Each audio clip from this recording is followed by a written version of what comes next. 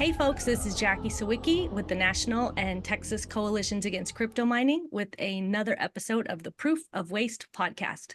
Today we are going to be talking to Molly White of Web3 is Going Great, Citation Needed, which is her newsletter, and just recently she started tracking crypto lobbying. So thank you so much, Molly, for being here today. You want to go ahead and introduce yourself to our audience if they're not familiar with you? Sure. So I'm Molly White. I am a cryptocurrency researcher, critic, skeptic, whatever you want to call it. I've been focusing on the cryptocurrency industry for a couple of years now, and I run a website called Web3 is Going Just Great, as you mentioned, which sort of tracks the various disasters and scams and frauds and collapses and things like that in not just the Web3 sector, but really anything to do with the cryptocurrency industry. And then, as you mentioned recently, I've been focusing a lot on the spending by the cryptocurrency industry in the upcoming elections in the United States, which has been quite astronomical. And I run a website called followthecrypto.org, which provides an easy way to sort of understand how much they're spending, where they're spending it, who's providing the funding, and things like that when it comes to the upcoming elections. Yeah, and this new website, Follow the Crypto, is so, like, when you started it, I was just like, oh my God, prayers are answered, because the National Coalition is really trying to focus our efforts at, like, trying to establish federal legislation, at least just regulating and overseeing crypto mining. I mean, it is truly like one of the Wild West industries. So when you started tracking where this money is going, crypto lobbyists are spending more than the pharmaceutical industry this year on the election cycle. Do you want to talk about, I have so many questions, I don't even know where to start, but how about what was like one of the most surprising finds or shocking things that you discovered in your research about lobbying? Yeah, well, I think the overall amount was pretty shocking to begin with, and that was largely what made me decide to create the website. Is you know, you can find all this data. It's public data. It's nothing terribly hard to find, but it can be a little bit difficult to sort of wrap your head around it the way it's presented if you just go through the Federal Election Commission or even some of the websites that do great work that try to collate it in a slightly more readable way, like Open Secrets. It can sometimes be a little bit challenging to understand it. But when I finally sort of got the truth of it, which is that the cryptocurrency industry has raised more than $174 million in this election cycle alone, which again, as you mentioned, is more than much, much, much larger industries like the entire pharmaceutical industry, energy, oil companies. You hear about big oil, you don't hear much about big crypto. And so that was incredibly shocking to me, is just the extent of it, especially when you compare it to the very small size of the cryptocurrency industry, which can be hard to quantify, but it's not in the trillions of dollars that a lot of people like to claim. That figure comes from the supposed market cap of all cryptocurrencies, which is not how industry size is traditionally calculated. And so, it's actually quite a small industry that is spending just unbelievable amounts of money, with a pretty obvious goal of passing legislation that would protect their businesses and fight against the consumer protection legislation that it is desperately needed in the cryptocurrency world. For sure. I just saw a headline yesterday that said, like, Tether has like a higher market cap than like BlackRock or something, which is just like insane, because BlackRock is a quite established, huge hedge fund and money makers and stuff. So to see that comparison with like Tether, which is a super shady, unregulated, unaudited thing, it's just really weird. Every time I talk to industry experts or anything, I ask them, like, especially in Texas, because we're number one in crypto mining, and there's so much money on the state level being spent, like, how many Texans are actually utilizing crypto and Bitcoin? Yeah. And nobody will give you a straight answer, because nobody actually knows, because there's so much fraud and bots, and everybody's got multiple wallets and stuff like that. So it's really crazy to see the disproportionate amount of money spent amount of money like given to the industry via tax breaks and that kind of stuff versus like the actual utilization of the projects by the public. Yeah, and you have to be really cautious when it comes to those figures because the headlines are catchy, but often are when you see stuff like, oh, Tether has a bigger market cap than BlackRock or whatever. If you actually look at the methodology there, they used very different ways of calculating the supposed market cap for both companies, and it's not an apples to apples comparison. And the same thing is true. I've been doing a lot of research lately into polling by the cryptocurrency industry, which they've been commissioning all of these polls to try to present this narrative that crypto is this major election issue. It's something that voters care about. And then you actually dig into the numbers and the methodology, and you can see that they're really designing these polls to get the answers that they want, which they can then use to push the narrative. And although it looks like, hard data and, good numbers that you can cite, and people certainly do cite them, the actual quality of the research is incredibly poor. Yeah, and I always also point out to the Pew Research survey that was done that showed like 75% of Americans who are familiar with crypto don't trust it. Yeah. It was like before the FTX trial where we learned all their little dirty secrets, before Binance bust. So, and it's really funny, like here in Texas, Ted Cruz announced that he bought 3 ASICs Bitcoin miners and he's mining Bitcoin. And they think it's an election thing, and it is, but not in the way that they think it is, because like deep red conservatives who are living by these Bitcoin mines are like, oh, I'm not voting for Ted Cruz again. My own Yeah. said, I'm never voting for Ted Cruz or Greg Abbott ever again because of Bitcoin. So I think it's funny. Do you want to, our group is nonpartisan, but we do like shout out folks who are, protecting the public, and we will name and shame those who are shilling this like obvious fraud and like really environmental devastation. Do you want to talk about Trump's flip-flop on Bitcoin and him being the headline speaker at the Bitcoin conference? Yeah, that's been pretty weird to watch. So I guess for those who are not super familiar with Trump's history on crypto, he was previously very skeptical of cryptocurrency and Bitcoin in specific. He instructed members of his administration to crack down on Bitcoin. He viewed it as a threat to the US dollar. He wanted the US dollar to be supreme, and anything that wasn't that, was bad. And so he was he called Bitcoin a scam, all of this stuff. And it wasn't, decades ago. It was in, I think, 2021, maybe, when he called it a scam. And then, of course, this year he's suddenly done this U-turn on cryptocurrency where he says this, Bitcoin is great. He headlines at the Bitcoin conference and panders to the crowd saying, I'm going to be so good for Bitcoin. I'm going to establish this Bitcoin reserve. I'm going to install regulators who love Bitcoin, which is obviously what you want in a regulator. All of this stuff, just trying to really play to the crypto base. And, it seems like he's discovered the sort of grift potential of Bitcoin and crypto more broadly, which I think is quite supported by his actions elsewhere, where he's launched an NFT collection that has had 4 series in it already. He's made millions of dollars off of that. His wife Melania launched NFTs even before he did, which seemed to have been wash traded even. So there was even more grift happening there.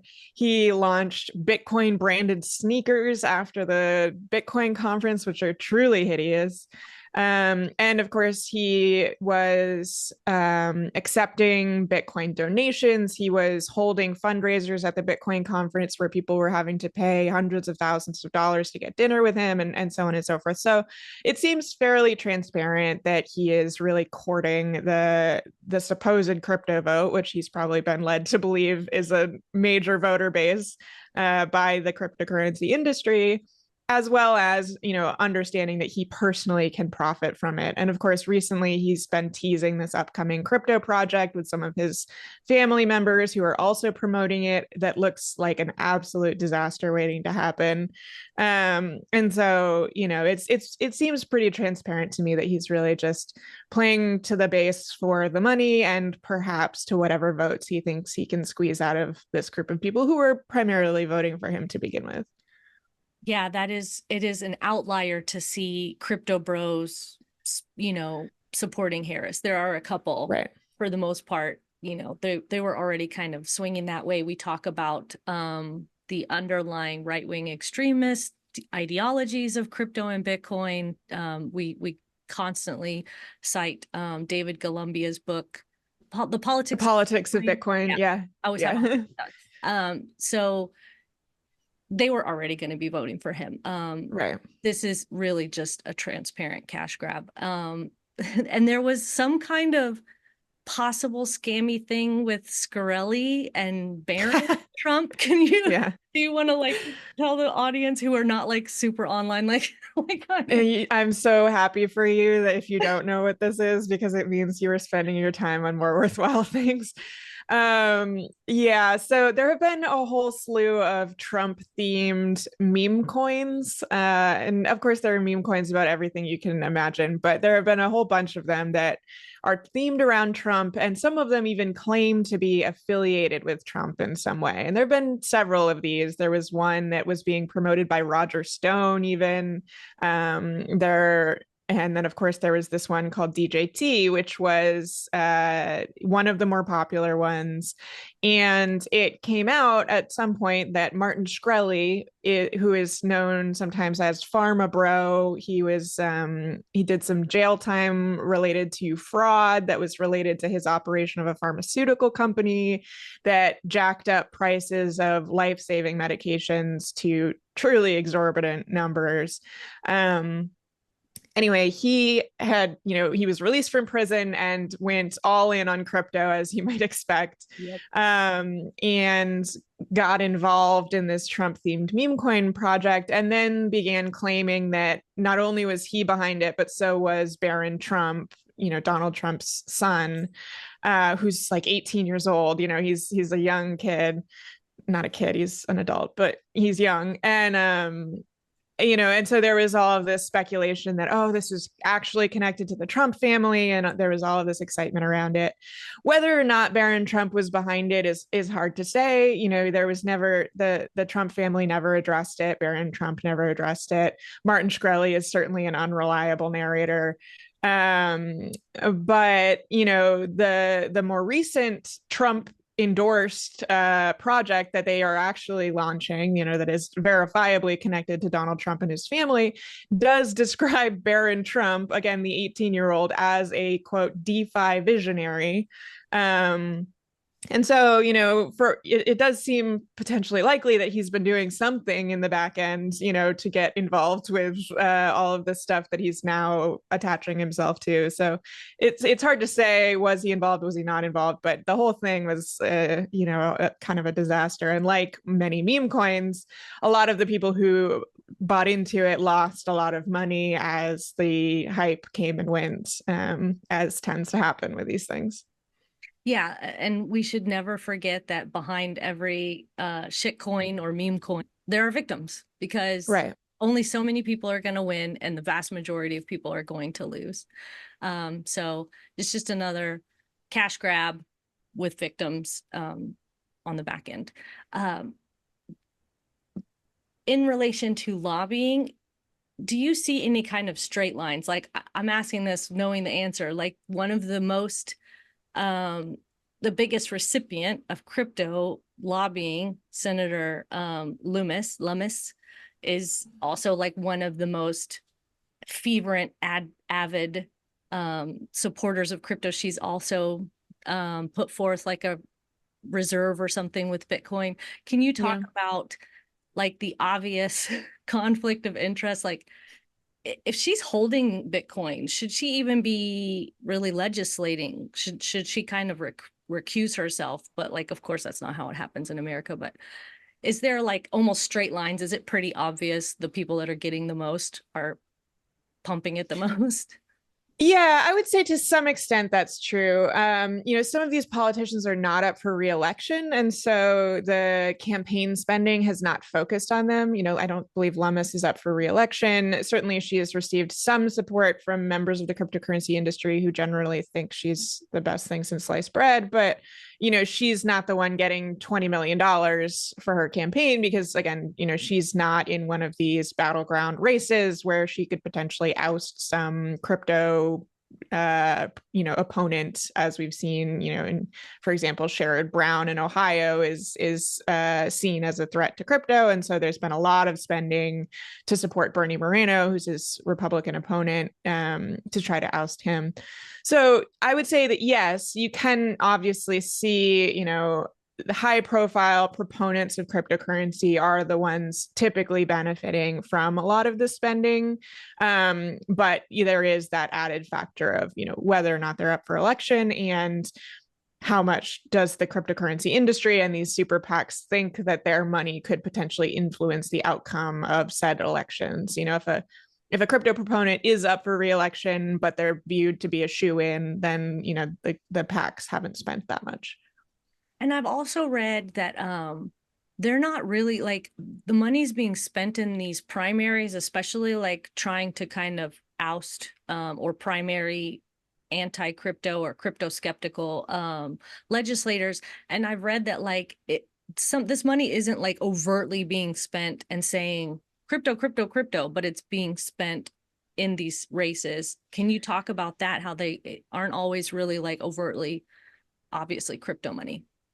Yeah, so I think that we can see that really in two ways. One is where they are often spending to oppose someone without necessarily spending with an obvious support of someone else. And so there have been races where they have spent heavily, for example, to oust Jamal Bowman in New York, who is viewed as threatening by to the cryptocurrency industry.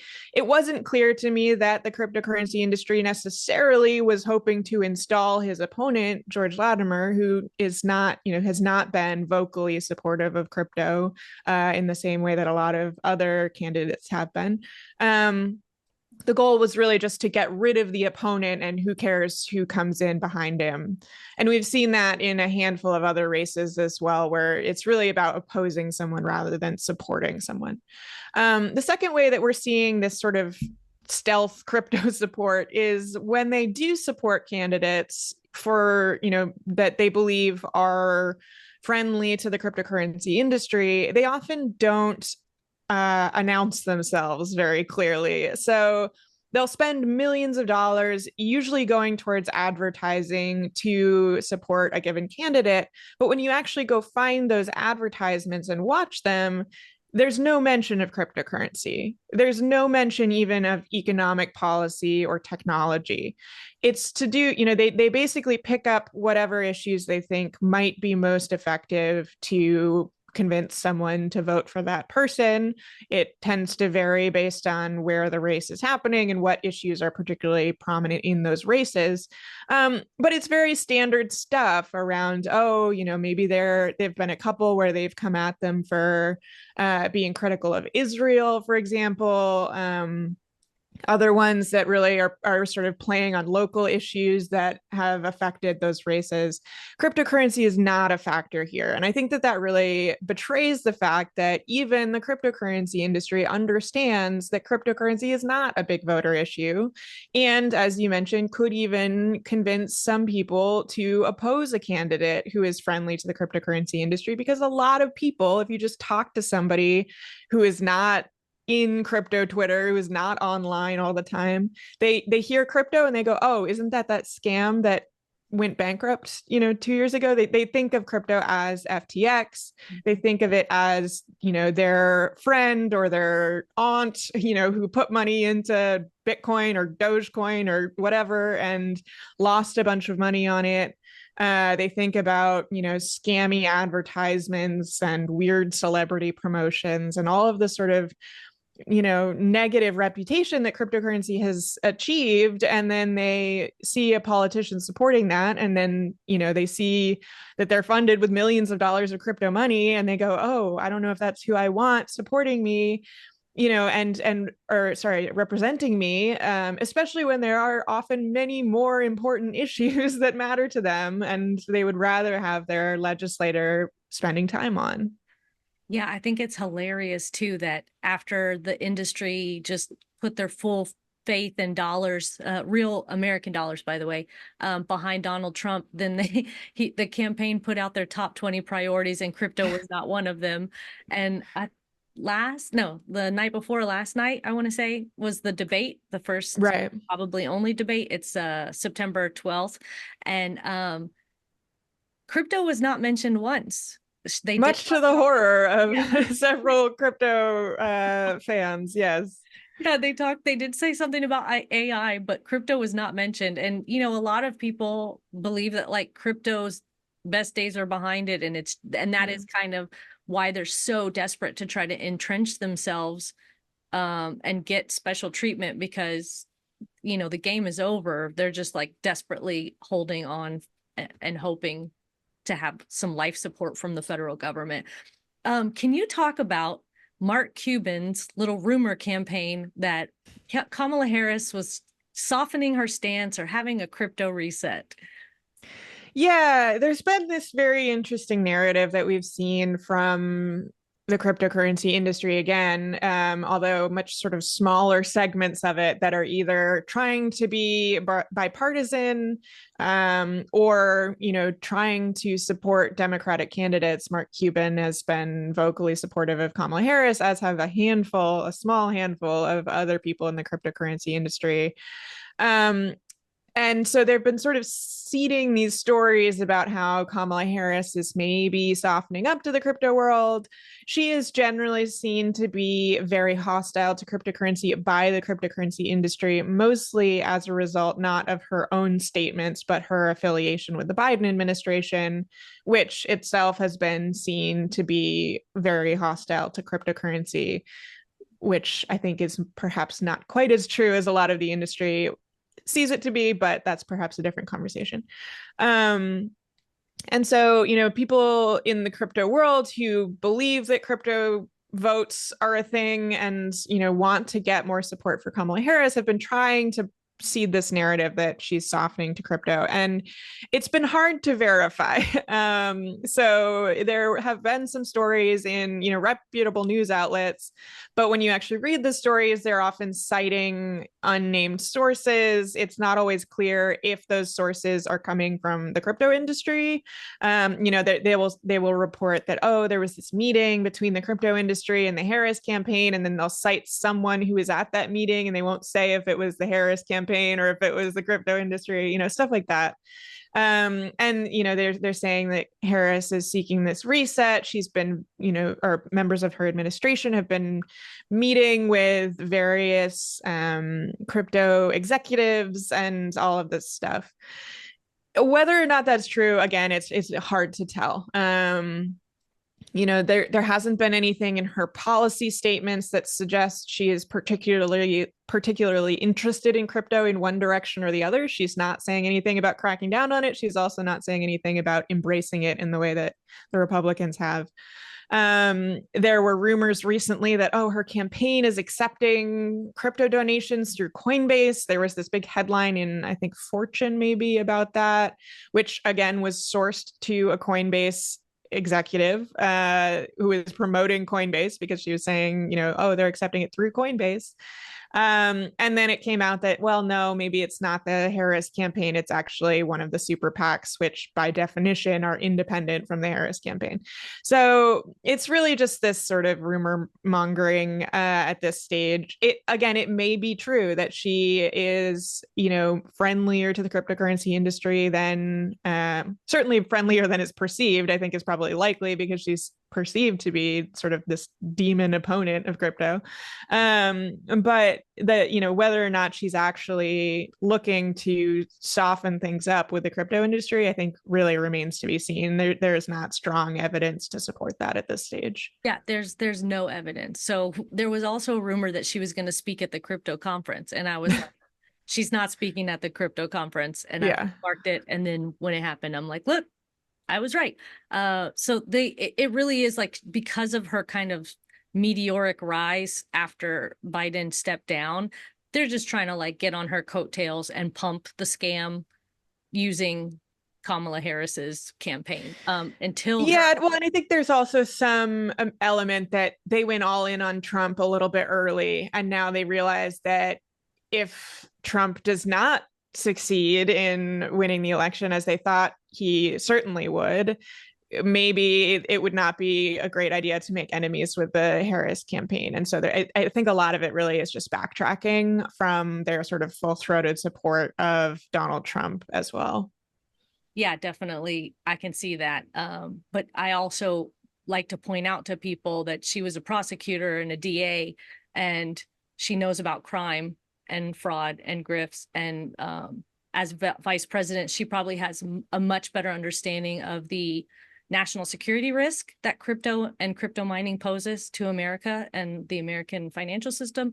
So I don't see her, like me personally, I think that when and if, she gets elected, that she will not have a reset or a softening of crypto because of her law enforcement background. I would like to talk about, if you have any insight on the number one, Elizabeth Warren is one of like the most hated women in crypto because she's so vocal, because she's a lifelong, career-long consumer advocate and consumer protection champion. So of course she's going to speak out about crypto because it's really, it's left, a generation of victims. They're putting a lot of money into John Deaton, I believe is his name. Yeah. To run against her. Do you have any insight in those, the funding, the lobbying happening there, and then like any polling? Do you know what's going on with that race? Yeah, I do. So, I am sort of a Massachusettsian to various extents. I'm not born and raised, but I've lived there for a long time. And so this one is sort of near and dear, to my heart as someone who cares about the politics in Massachusetts more than perhaps most of the other states. So Elizabeth Warren is, I sometimes say she's public enemy number one of the cryptocurrency industry. I suspect she's actually public enemy number two after Gary Gensler, who is the SEC chairman. But either way, she's certainly public enemy number one in Congress. And as you say, she's been a strong opponent of the crypto industry, as well as, Wall Street and other, and she's a consumer protection person mostly. She's consistent. Yes, right. Yeah, it's sort of consistent with her other views. She is up for re-election to the Senate seat in Massachusetts, and it's been an odd race because they did not put forward a Democratic challenger to Warren, which perhaps would be a wise choice, given that Massachusetts is very consistently blue, and Warren enjoys a lot of support, but much of that support is partly because she's just a Democrat, and there's a lot of Democrats in Massachusetts. Instead, they have put up various Republican opponents, and the race was an interesting one. John Deaton was the winner of the primary. He actually moved to Massachusetts to primary there to run against Elizabeth Warren. As a Republican? As a Republican, yep. Sorry, not to primary her, to run in the Republican primary to later oppose her. And he sort of earned a name for himself as he's a lawyer, but he's not really a finance lawyer. I forget what kind of law he does, but it's like personal injury or something like that. I forget what it is, but it's something unrelated. But he started filing all of these briefs in the Ripple case, which has been ongoing with the SEC for a number of years. And he sort of inserted himself into that and became, a sort of favorite of the crypto world, moved to Massachusetts Massachusetts, and then has been running against Warren ostensibly as just a general opponent, but mostly on a crypto platform. Um, he was up against two other people. There was another, I think he was the founder of a blockchain company, was one of the opponents as well. And then the other person was sort of not there for crypto reasons. I think he actually opposes Bitcoin mining, maybe. So not running on the crypto platform. Anyway, he won the race with a fairly, the primary race with a fairly strong majority, and now is going to face off against Warren. Polling shows him as a long shot. I don't think he has any chance of winning there. But despite that, the cryptocurrency industry has put, I think, $2 million towards his race. There's a whole super PAC dedicated to supporting him. There have been millions of dollars coming from Ripple, which is, sort of a quid pro quo in a way. He is up against a very I think, challenging opponents. But like I said, the cryptocurrency industry, despite his long shot of winning, has been willing to put, $1 million from the Winklevoss twins, $1 million from Ripple, $500,000 from Potter Ventures, which is a crypto involved venture capital firm, behind this guy who's really just saying, I'm here to support the crypto industry. Wow. So it's like nakedly, like the guy moved from out of state to run against Warren because she's such a vocal opponent, and they're putting their money behind him. That's pretty ballsy. Yeah. They don't even try, they're not even trying to hide it this cycle. That's what, like, the masks are off. They are just going full bore, like, right industry. Right. And so, Warren is, obviously going to face off against him. And I'm sure, there will be some, I'm curious to see the ads in this race, because I don't know how they're going to manage that. But, she's basically said, this is the crypto candidate running against me. They are clearly angry because of my consumer protection views. So this is what I'm up against. But, like I said, the polling strongly favors Warren. She's, like I said, again, it's a very Democratic place to begin with, but also Warren is a favorite. She's been there for a long time. She's done a good job. She, I think, has a very strong chance of being reelected on her record. Yeah, I've been a fan of Elizabeth Warren since, like, before she was even in Congress. She wrote a book and did a lecture series called The Coming Collapse of the Middle Class. In 2007, Elizabeth Warren totally predicted the 2008 crash. And it's incredible. I really I'll try to link it out. I encourage everybody to watch that, because, like, in hindsight, holy smoke, she was dead on. So she has been the very strong consumer advocate, and I'm still going to always be disappointed that Obama didn't appoint her as the head of the consumer protection agency, because that was like her baby. I actually, this kind of dovetails. I didn't really plan on talking about this, but it's like such an elephant in the room, the misogyny of the crypto. Like, they hate Elizabeth Warren. They hate Gary Gensler a lot. They hate Elizabeth Warren because of her advocacy and because she's a woman. Like, the stuff that they talk, like, and I watched that interview with you and Lynn Alden. And it was really interesting because, I've been very anti-crypto for 5 years, like, previous to all of this stuff with the coalition.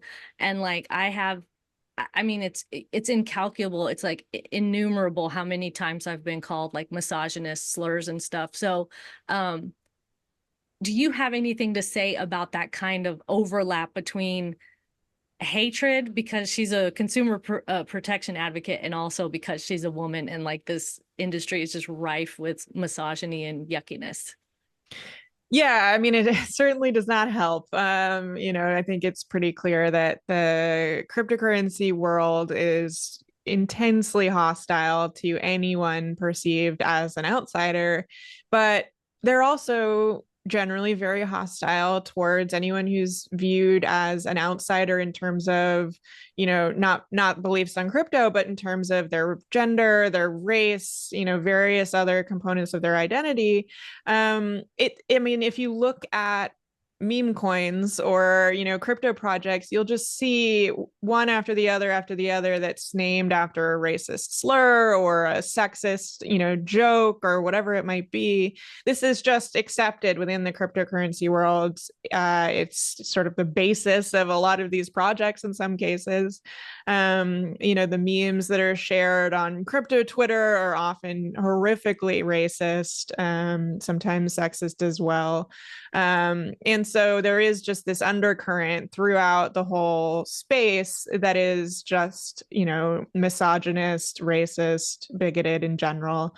And that comes into play if you're a critic of the industry, whether you're, on Twitter, whether you're somewhere, publishing somewhere else, or if you are on Capitol Hill. Yeah, I once got on a Twitter Spaces where John Reed Stark invited me to speak, and there were a ton of crypto bros on the space. And like for days afterwards, they were just calling me fat and stuff. So it's like when Lynn said, I'm here at the crypto conference and there's no misogyny in sight, I was just like, oh my God. I mean, it's partly because she's part of the in crowd as well. So right. Yeah, when you're funding crypto businesses, they're going to be nice to you. I mean, you don't tend to attack someone who's holding the purse strings, but yeah, I mean, that's just sort of how it goes. There's this belief that, and it really echoes a lot of the misogyny you see in broader tech spaces, but it's almost sort of amplified, I think, where, I came into writing about crypto as a software engineer, as someone who has a computer science background. And it took a very long time before people realized that, yeah, it's actually possible for a woman to know what she's talking about in terms of just the bare technical, basic technical stuff. People were constantly trying to explain to me, like, oh, you just don't understand how Bitcoin works. And it's like, I actually really do understand how it works. And I think fortunately now that I'm a little bit more well known in the crypto spaces, that has trailed off to some extent, but it was exhausting at the beginning, just saying like, actually, I know what like a variable is, just like really basic stuff where it's like, yeah, it's actually possible for a woman to understand concepts that you think are perhaps above us.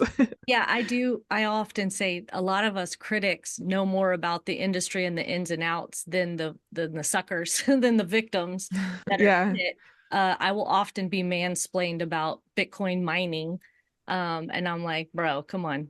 Here's an article.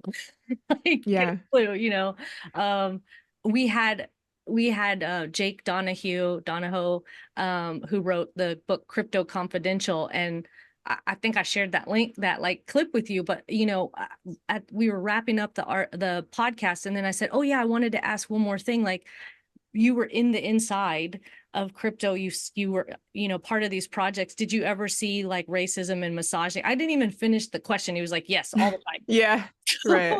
It's like it's really blatant, just like the right-wing extremism, or even just extremism in general. Like it's like a crystallization, an amplification of some of like the most toxic, gross views, and they're all like kind of inside their bubble. And speaking of, can we talk about Elon Musk? Because when we talk about crypto bros, I believe that Elon Musk is like the apex perfect example. I mean, like, he shilled Doge. He like literally did pump and dumps with Doge and stuff. And the misogyny and the grossness, just, again, like the debate just happened, and then Taylor Swift came out and endorsed Harris, and then he put out this really gross tweet. Can you talk about the Elon Musk connection to crypto?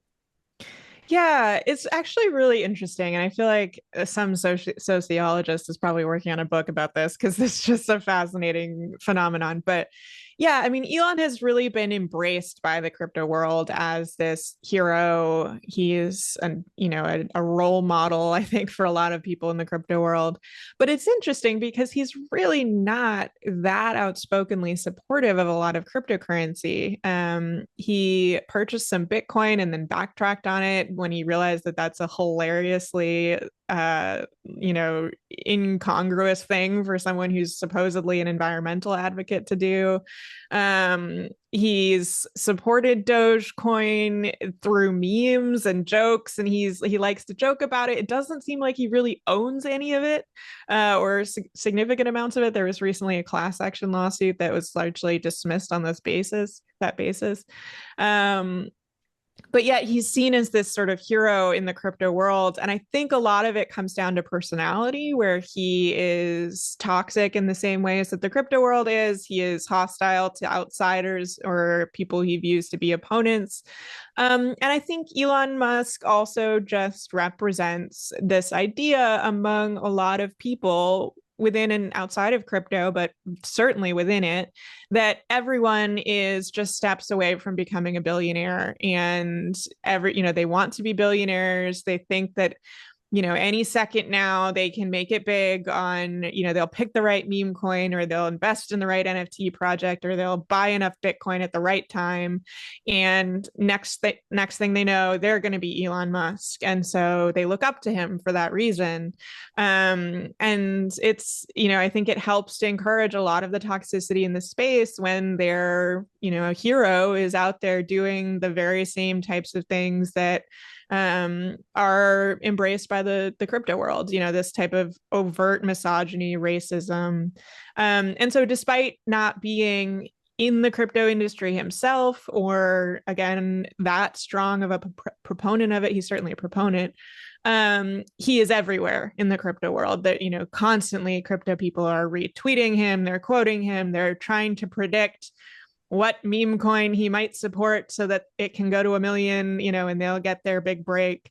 And it's just, a factor of the crypto world. There's probably more Elon Musk meme coins than any other topic. They're themed around him, they're themed around his children, they're themed around his dog, every particular, anything you can think of that's Elon Musk related, there's 30 meme coins related to it. Yeah, and I've seen AI ads like totally faking him, telling people to buy this meme coin or whatever. So there's it really is kind of a figurehead of the crypto industry. Yeah, no, I spoke to that someone was doing an article on those Elon Musk deepfakes that sort of, pretends to be him. It's mimicking his voice, and it's saying, you should send me Bitcoins and I'll send you twice as many back. Very obvious scams, but people really want to believe that Elon Musk is out there fighting for them, that they are just steps away from becoming a millionaire. And with Elon Musk's help, it can happen. And it's really just playing into this weird philosophy that a lot of them hold, which I think is why those scams are so successful. It really plays into what they want to believe. Well, and we can't ever underestimate the amount of gambling addiction in this industry as right. Like, it's such a kind of under talked about thing, but you'll read these accounts where this, they've been part of the Celsius scam, part of the FTX scam. Like, how many times do you have to lose your life savings before you get it? And that's why I think, me personally, I really want to see some strong regulations, because they're not I've only been in this 5 years, and these people, nobody really announces I'm done, I quit, I'm not doing this anymore. But you see the people that have been I lost everything, but I'm not quitting, or I'm still holding, Right. So I would love to see more information about actual losses. And I think we kind of got close to seeing that kind of stuff after the 2017 crash, 2022, excuse me, November 2022. There have been several, so pick your crash, but yeah, it's just, it's weird. Cause I believe Ben McKenzie and Jacob Silverman said because of that crash, more people got into crypto during that height of that bubble, during the Super Bowl ads and Tom Brady shilling. that like most people who bought crypto are probably in the red because Right. it is weird to see Bitcoin back in the 50s and 60s. As someone who hasn't been there from beginning, like I thought, oh, surely it's at 17, it's over. I don't have to really go on doing this advocacy work. And 2 years later, we're still here. So, Yeah. Yeah. Yeah, I mean, these things go in cycles. It's, a lot of people, I was having kind of the opposite experience, which is I was writing about crypto after the crash, and people were saying, why aren't you pivoting to AI? Why aren't you criticizing the next big thing? And I was like, you have to look at history. This stuff goes in cycles. And unless there is some outside force that stops that cycle, like regulation, it's going to keep doing this, and people are going to keep buying in. They're going to keep losing it all. And, there is no real progress as far as stopping this. There's been sort of this whack-a-mole enforcement against the biggest offenders, most of which collapsed and hurt everyone before the enforcement happened. And so it's really just coming in and picking up the pieces without, in many cases, actually making people whole, certainly not preventing the catastrophe in the first place. And so I think, we are really just doomed to this happening over and over and over again without, unless lawmakers really step up, or, the agencies like the SEC are enabled to actually do what they need to be doing. Yeah. Do you have any opinions on Bitcoin being classified as a commodity? Yeah. I mean, I sort of see where they're coming from. I don't come from a securities law background, and so the actual like ins and outs of what's a security and what's a commodity are certainly probably better left to an expert. But I see where they're coming from on it. I think in many cases, the actual classification of the asset is really not the most important thing. It's really how the assets are being used. And, some agency needs to oversee it. And so a lot of the battle comes down to, well, which agency do we want regulating us? And that's why there's been such a push from the industry to be regulated as commodities, because the CFTC is smaller than the SEC. It has fewer resources. It's historically been less aggressive about prosecuting these cases. But, whether it's a commodity, a security, a collectible, I mean, it ultimately, people are getting scammed with these things. And at the end of the day, scamming people is illegal. Fraud is illegal. Running businesses that are not properly disclosing what they're doing with your money, how they're handling your assets, what security is involved, what insurance is in place should everything go south. That's all against the law, no matter if it's a security, a commodity, doesn't matter. And so I think a lot of this is really, to some extent, distraction around the actual issues that people are being confronted with. And what we need is consumer protection. And so, stopping people from running these scams. I, personally don't support the idea that crypto as a concept should be outlawed, but I do think that people need to know what they're getting into, and they need to be able to put their trust in companies that they're relying on to do what they say they do. And so there's, people should be aware, if they're gonna buy Bitcoin, that it's a enormously speculative asset. It is not the store of value or the protection against inflation or the future of finance or whatever the crypto industry wants you to believe it is. It is a speculative, volatile asset that, could just as well go down 90% in price as it does go up. And, people need to understand that. And then they need to be able to, trust that if they're putting their Bitcoins on Coinbase or Celsius or Voyager or FTX, that those Bitcoins are theirs, that they have access to them, that, they understand what will happen if the company suddenly goes up in smoke. And that's not the case at this point. People don't understand the asset, broadly speaking, don't understand the assets they're playing with. They don't understand the implications of purchasing, holding these assets, and they do not have the companies have not earn their trust in terms of what's actually happening behind the scenes when they are custodying their assets on those platforms, or, taking advantage of whatever programs those companies are offering. Yeah, and I think Mashinsky and Celsius are like the perfect example of that, because they actually led their investors to believe that they were like FDIC insured and stuff. Right. And Yeah. so and now those poor victims are being re-victimized in bankruptcy because the judge allowed the restructuring to turn into a crypto mine. So now Yeah. they're like, they're gonna lose their money in the crypto mining, and there's probably gonna be a local community harmed in the process because of the Bitcoin mining aspect of it. So Yeah, I would encourage anyone who listens to this podcast to just go and read some of the victim impact statements from the Celsius collapse. That was one of the most impactful things in that particular case, is that hundreds, perhaps thousands of victims wrote to the judge in that case and explained their situation. They often were hoping that maybe they could convince the judge somehow to give them their assets back. And if you read through them, you'll see the types of people who are being impacted, generally speaking, are not, the 19-year-old college student who has extra cash for some reason, who just wants to go, try to shoot for the moon with some asset. It's a lot of people who were convinced that Celsius was like a bank. It was better than a bank in some cases. That was something that Mashinsky liked to say. That oh, we're here for you, unlike these big banks that are just trying to take all your money or not give you the rates that you deserve. We're gonna make sure that you grow your wealth with us. It was this very predatory sort of friend relationship between a lot of people and the CEO.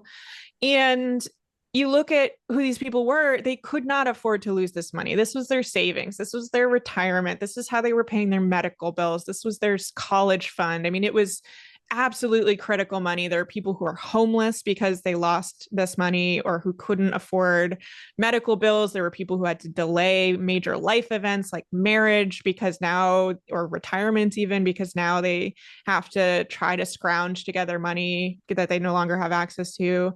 And like you said, they truly believed it was a bank account. They believed that, just like if your local bank goes under for some reason, the FDIC will come in and make sure that you don't lose a penny of the funds that you have in those accounts.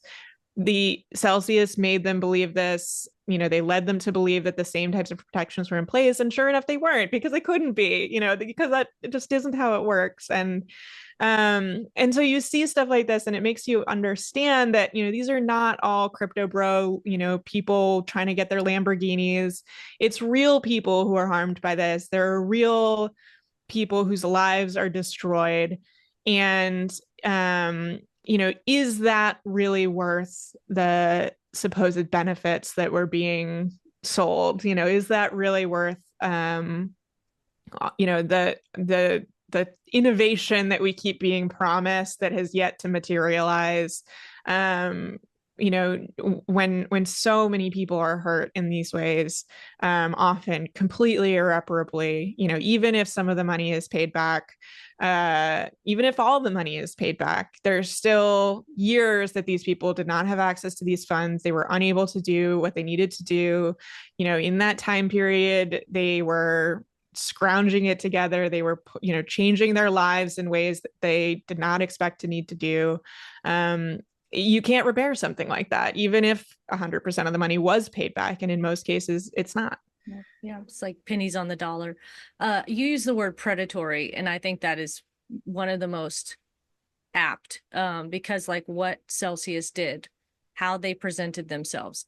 I personally believe like all of crypto is predatory, and I would love to see it regulated just as gambling. So like if to me it's gambling, it's highly speculative, it's highly volatile, then regulated as gambling, let people understand and have that disclaimer. Like if you participate in this, there is a high chance that you are going to lose everything. And like even just having that disclaimer, I think could go a long way in protecting victims or potential victims.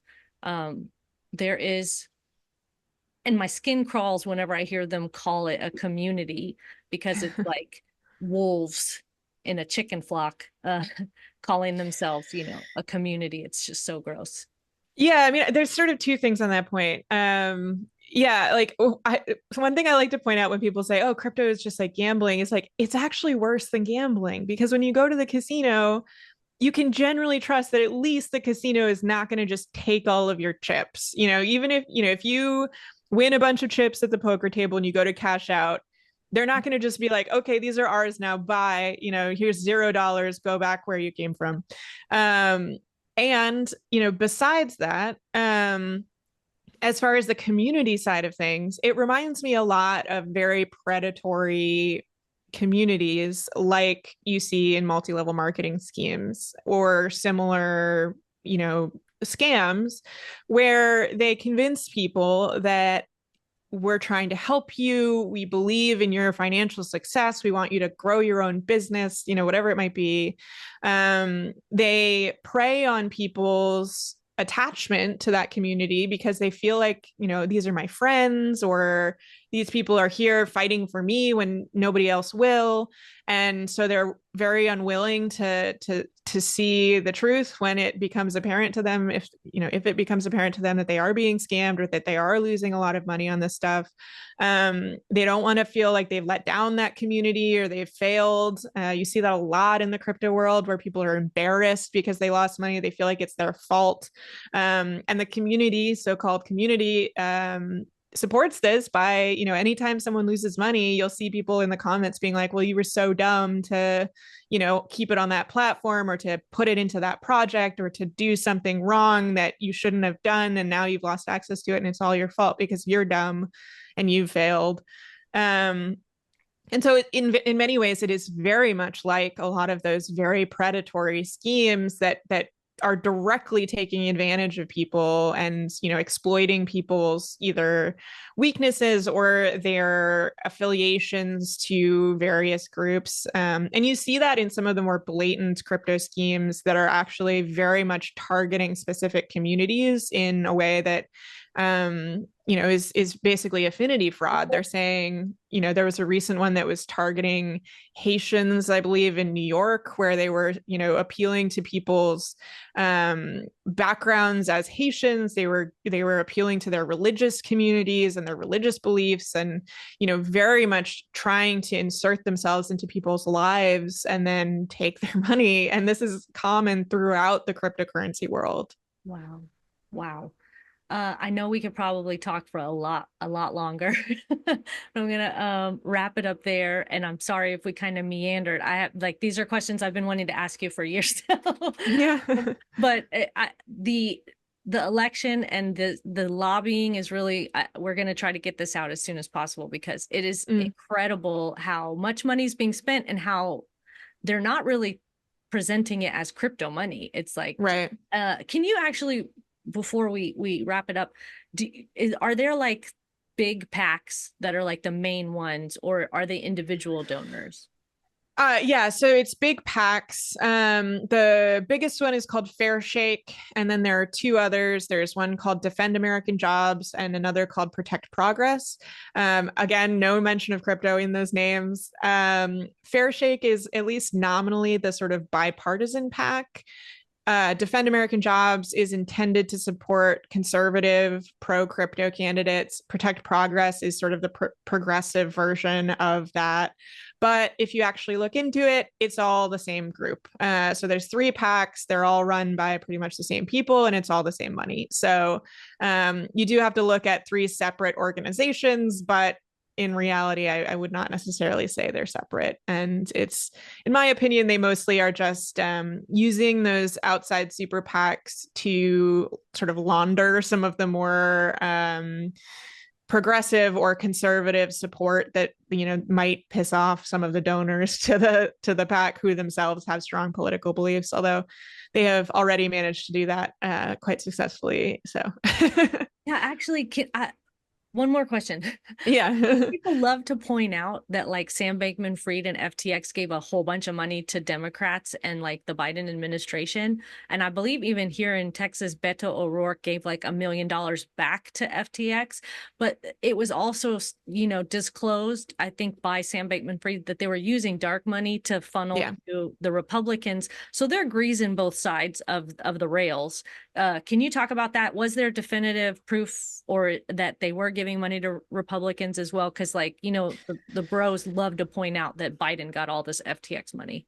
Yeah, so you're quite right that basically all of the Democratic donations were done through the standard reported avenues, whereas FTX was still heavily donating to Republicans through straw donors like Ryan Salem, who is, about to go to prison for that particular thing. He was basically the Republican arm of FTX's political spending. And then, as you said, dark money that is very difficult to track, is going through conduits that are not easy to track down and not clearly reported.